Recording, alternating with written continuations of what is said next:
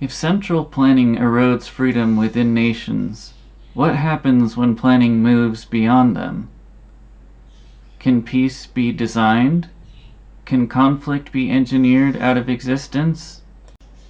Or does coordination at the global scale magnify the very forces it claims to restrain?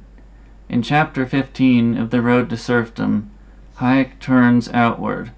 The question is no longer merely domestic, it is civilizational. Up to this point, Hayek has argued planning requires priority. Priority requires ranking human ends. Ranking human ends requires coercion. Because in a free society, individuals pursue different goals. Planning collapses that plurality into a single hierarchy, and someone must enforce it. That logic applied within one country is already dangerous. But now Hayek asks, what if every country plans? What if planning becomes international doctrine? Hayek reminds us that economic planning is never partial. Economic control is not merely control of a sector of human life which can be separated from the rest. It is the control of the means for all our ends. When the state directs production, it directs opportunity. When it allocates resources, it allocates possibility. And when every nation does this, foreign policy becomes economic policy by other means. Trade becomes strategic. Resources become political. Scarcity becomes geopolitical leverage.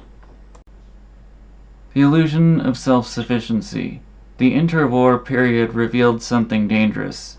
Nations turned inward. Tariffs rose. Currencies were managed. Trade became conditional. Autarky was praised as strength. Autarky is the pursuit of national self-sufficiency, the belief that a nation should produce what it consumes, rely on itself, and insulate itself from global dependence. But no industrial society is self-contained.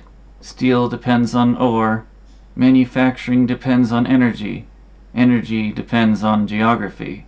The more a state centrally plans, the more it must secure inputs. And securing inputs, when markets are suppressed, means securing them politically, or militarily.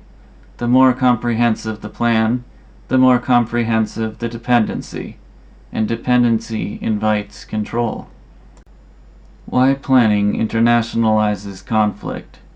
Here Hayek reaches his structural warning. If every state becomes the sole employer, the sole allocator, the sole distributor, then peace requires something extraordinary. If the states which have thus become the sole employers and the sole distributors of essential commodities are to maintain peace, they must agree on the scale of values which is to determine the distribution of those commodities. This is the hinge. To maintain peace under planning, nations must agree on who gets raw materials, who industrializes first, who sacrifices consumption, what counts as fair. But there is no global agreement on hierarchy of ends, and disagreement at that level is not minor, it is existential. The temptation of world planning. The obvious solution emerges. If national planning causes conflict, create international planning, a global authority, a supranational allocator, a manager of world production. Hayek does not reject international cooperation. He rejects international economic management. He warns, it would indeed be paradoxical if we were to create a new international authority, endowed with the power to determine what is to be produced and consumed in each country. Paradoxical, because to prevent conflict, we would concentrate power at an even higher level. The scale of coercion would match the scale of planning. Within one nation, citizens disagree on justice. Across nations, the disagreement multiplies. Different histories, different moral traditions, different standards of distribution. If one authority must determine global productive quotas, someone's priorities will dominate, and domination, even if procedural, is still domination. Planning requires agreement. Agreement requires uniformity. Uniformity requires enforcement. Hayek proposes something narrower, not a global planner, but a framework of rules, a system where trade is open, laws are predictable, governments are limited. Peace emerges not from shared outcomes, but from constrained power. Institutions can exist, but they must coordinate rules, not allocate production. There is a profound difference between preventing fraud and directing factories, between enforcing contracts and distributing steel.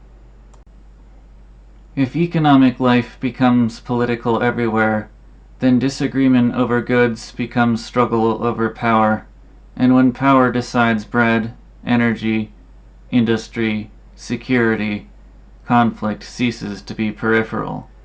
It becomes structural. Planning promises harmony, but without shared ends, it institutionalizes rivalry.